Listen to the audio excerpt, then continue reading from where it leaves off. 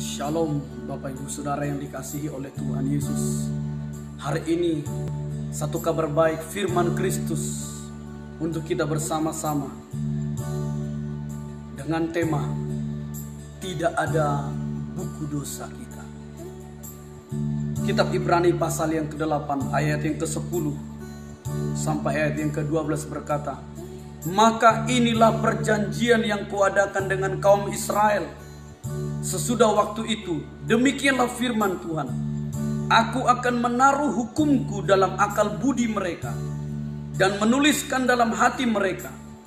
Maka aku akan menjadi Allah mereka dan mereka akan menjadi umatku. Dan mereka tidak akan mengajar lagi sesama warganya atau sesama saudaranya dengan mengatakan, kenallah Tuhan.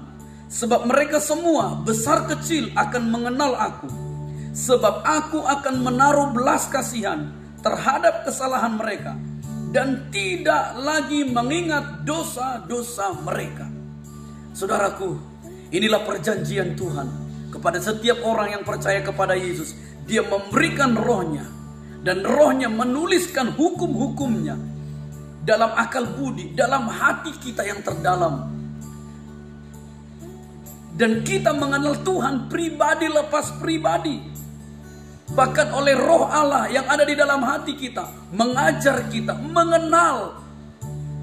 Sehingga ada roh hikmat dan wahyu untuk mengenal Allah dengan benar.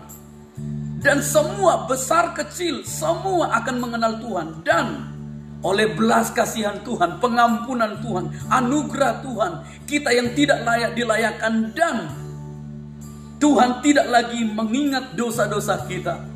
Di hadapan Tuhan seluruh buku dosa kita sudah dihapus. Tidak ada dalam catatan Tuhan, tidak ada dalam ingatan Tuhan.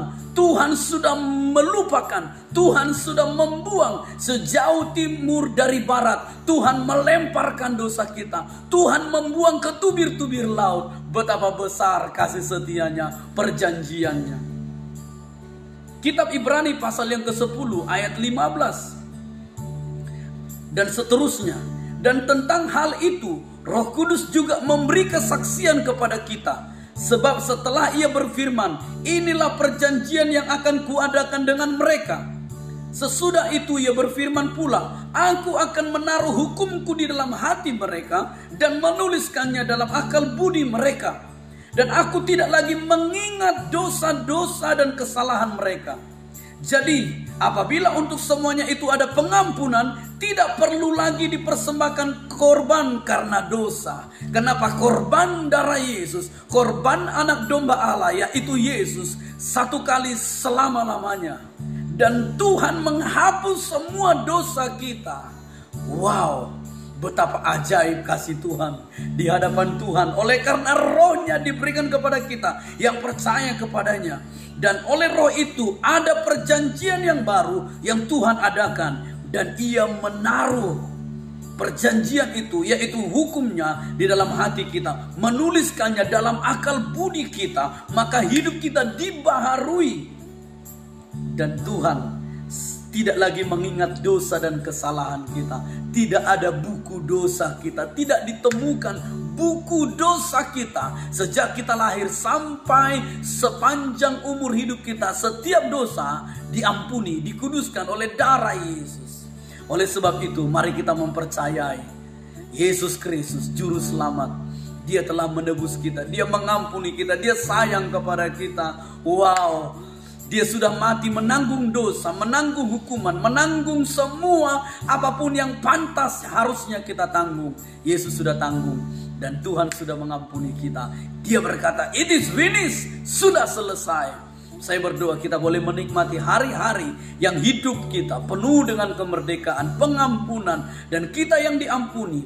Kita yang tidak lagi diingat dosa-dosa kita. Semuanya tidak ada lagi buku dosa. Mari kita bersama-sama juga mengampuni sesama kita. Biar kita tidak punya buku dosa tentang orang lain. Tidak punya buku dosa tentang pasangan kita, tentang orang tua kita, tentang siapapun yang pernah berbuat salah kepada kita. Sama seperti kita berdosa, melakukan kesalahan, Tuhan mengampuni. Tidak ada lagi buku dosa kita. Biar kita juga tidak ada buku dosa tentang orang lain.